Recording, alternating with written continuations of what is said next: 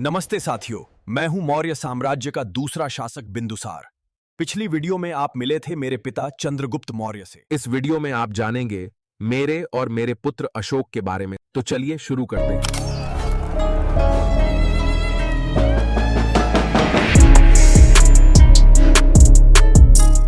बिंदुसार चंद्रगुप्त मौर्य का पुत्र और अशोक का पिता था। उसका शासनकाल लगभग 298 ईसा पूर्व से 273 ईसा पूर्व तक चला। यूनानी स्रोत मुझे अमित्रघात कहते हैं, जिसका अर्थ शत्रु संहारक है। ये बात याद रखना, पेपर में पूछते हैं। वो एक ऐसा योद्धा राजा था जो अपने पिता की जीती हुई भूमि को और मजबूत बनाता गया। मैं दक्षिण में मैसूर तक मौर्य साम्राज्य का विस्तार कर चुका हूँ और मैंने अशोक को उज्जैनी का राज्यपाल नियुक्त कर दिया है। उसने चोल, पांड्य और केरल जैसे राज्यों से संपर्क स्थापित किया, हालांकि उन्हें पूरी तरह जीता नहीं। दिलचस्प बात यह है कि बिंदुसार का धार्मिक झुकाव आजीवक संप्रदाय की ओर था, जो मक्कली गोसाल द्वारा स्थापित किया गया। मैं आजीविका संप्रदाय का अनुयायी हूँ, जो मक्काली गोसाल द्वारा स्थापित किया गया है। मैंने 298 ईसा पूर्व से 273 ईसा पूर्व तक राज किया है। उसके दरबार में ग्रीक दूत डिमाक्स भी आए, जिन्हें सीरियन राजा एंटियोकस प्रथम ने भेजा था, और फिर 273 ईसा पूर्व में बिंदुसार की मृत्यु हुई, जिसके बाद सत्ता की लड़ाई में उनका पुत्र अशोक विजयी हुआ। बाकी पेपर में मेरे रिलेटेड क्वेश्चन कम ही आते हैं, तो अब आप पढ़िए मेरे पुत्र अशोक के बारे में।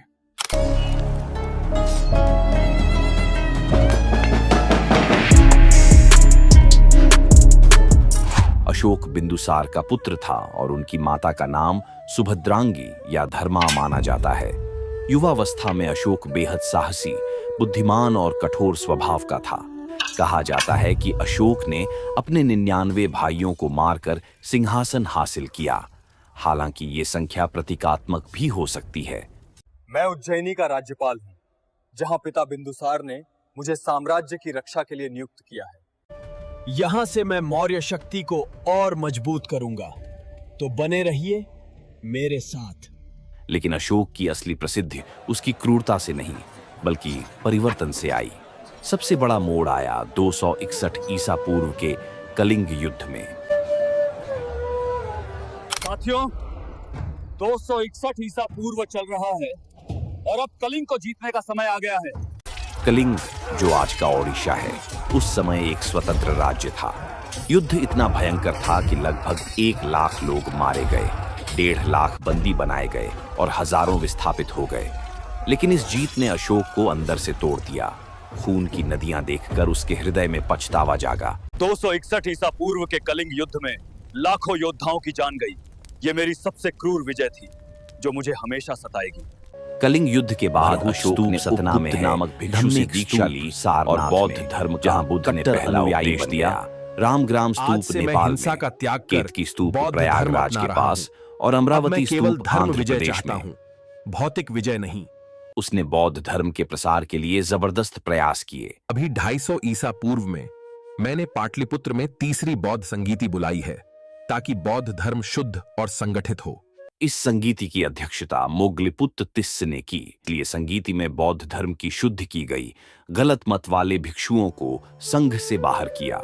त्रिपिटक की पुनः समीक्षा हुई, जिसमें धर्म, विनय और अभिधम्म को व्यवस्थित किया गया। मोगलिपुत्त तिस्स ने कठावत्थु नामक ग्रंथ रचा, जिसमें मतभेदों का निराकरण किया। इस संगीति के बाद बौद्ध धर्म 2 शाखाओं में बंट गया, स्थविरवाद और महासांघिक। लेकिन सबसे रोचक हिस्सा था विदेशों में बौद्ध धर्म का प्रसार। ये मेरे पुत्र महेंद्र और पुत्री संघमित्रा हैं। मैं इन्हें श्रीलंका भेज रहा हूं, ताकि बौद्ध धर्म वहां फैले। आज तक श्रीलंका में थेरवाद परंपरा मजबूत है। कश्मीर और गांधार में मज्जिम और कस्सपगोत ने काम किया, जहां स्तूप और मठ बने।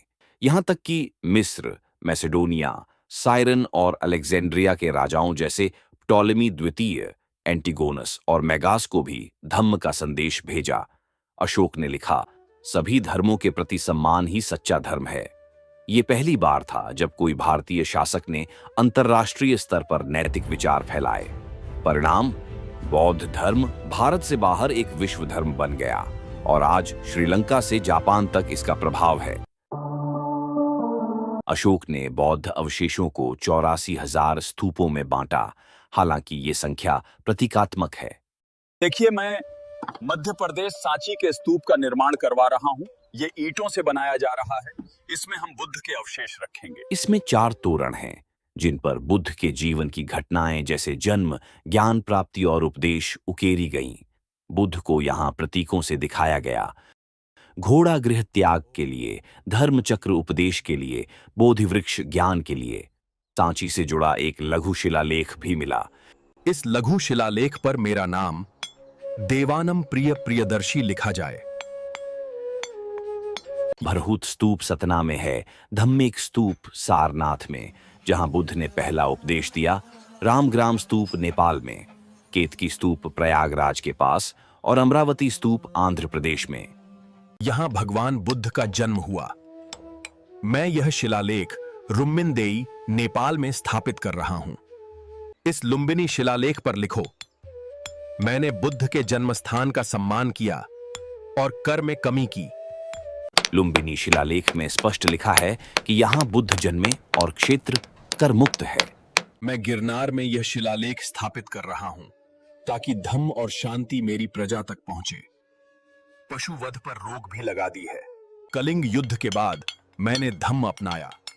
ये शिलालेख मेरी प्रजा को शांति और धर्म की राह दिखाएंगे। स्तंभ लेखों में 7 प्रमुख हैं, जैसे सारनाथ स्तंभ जिसमें 4 सिंह हैं, जो भारत का राष्ट्रीय प्रतीक है। इन अभिलेखों में अशोक का नाम नहीं बल्कि देवानम प्रिय प्रियदर्शी है। विषय जन कल्याण, अहिंसा, सहिष्णुता, धर्म महामात्रों की नियुक्ति, कुएं, सड़कें, अस्पताल बनवाना। अशोक के अभिलेख तो जैसे इतिहास की आवाज है। ये पत्थर या स्तंभों पर खुदे संदेश हैं जो धम्म के प्रचार के लिए बनवाए गए। इस शिलालेख पर मेरा धम्म लिखो, अहिंसा, सत्य और सभी धर्मों का सम्मान। ये अभिलेख पूरे भारत में फैले।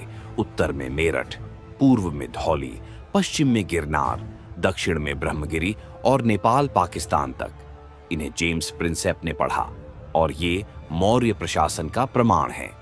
अशोक के प्रशासन में धर्म महामात्य नियुक्त किए गए जो नैतिकता सिखाते थे। पशु हत्या पर रोक लगाई, सभी धर्मों के प्रति समानता अपनाई। मौर्य कला में स्तंभ, गुफाएं, स्तूप जैसे सांची और सारनाथ का सिंह स्तंभ उत्कृष्ट है। जीवन के अंत में अशोक ध्यान और सेवा में लीन रहा और 232 ईसा पूर्व में उसकी मृत्यु हुई। उसके बाद मौर्य साम्राज्य कमजोर पड़ा। अगर ये वीडियो पसंद आई तो लाइक और सब्सक्राइब जरूर करें और कमेंट में बताएं, क्या आप मुझे इतिहास का सबसे महान राजा मानते हैं या नहीं। अगले वीडियो में एक बार में ही हम बौद्ध धर्म कंप्लीट करेंगे। किसी और टॉपिक पर वीडियो चाहिए तो कमेंट्स में बताएं। धन्यवाद।